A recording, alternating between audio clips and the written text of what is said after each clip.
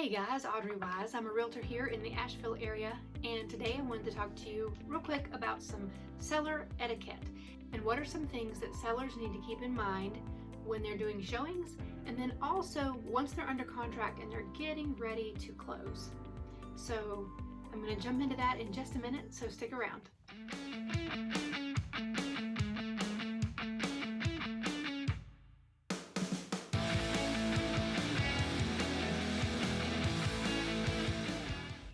Hey guys, and welcome back to Audrey's Insights. If you're new to this show, it's just a real estate show where I share tips, tricks, and insights on all things related to real estate.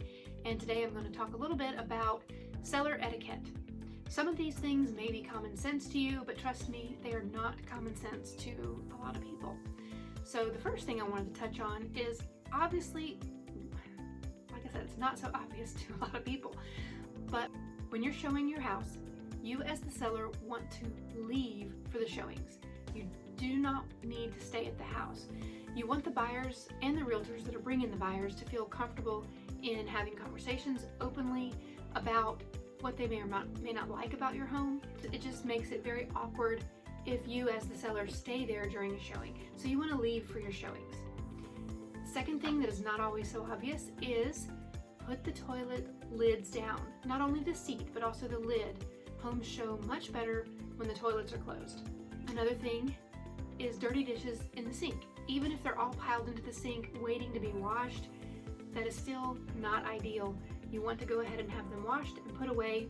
It kind of goes without saying that you want your house to be neat and tidy, and dirty dishes in the sink is part of that.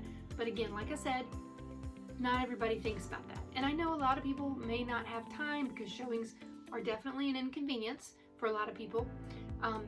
But you need to know that going into putting your house up for sale. The showings are going to be an inconvenience, and it is hard to keep your house neat and tidy, but that's part of seller etiquette. You definitely want to keep it as neat and tidy as possible. Once you're under contract, anytime that the buyer's agent reaches out to your listing agent and then the listing agent reaches out to you, you need to respond as quickly as possible. That shows respect for the buyer. It also just helps things to move along, so in the end it really helps everybody if you respond in a timely manner. Have all of your repairs done by the buyer's final walkthrough. You want to have them completed because if they aren't, the buyer has the option to delay closing. So again, it's in everybody's best interest if you have all of those repairs totally completed by the time the buyer does their final walkthrough.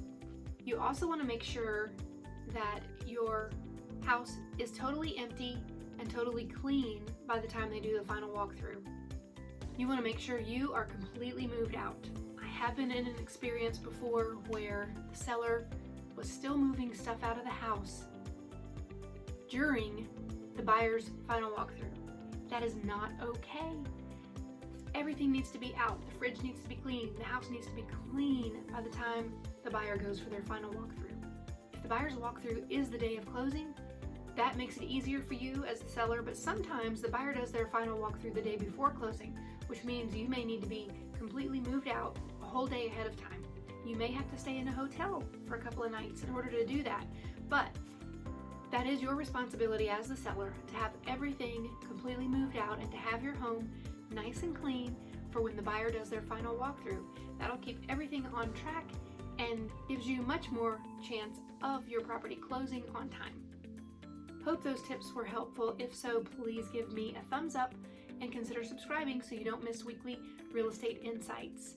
Thanks so much for watching, and I'll catch you next time.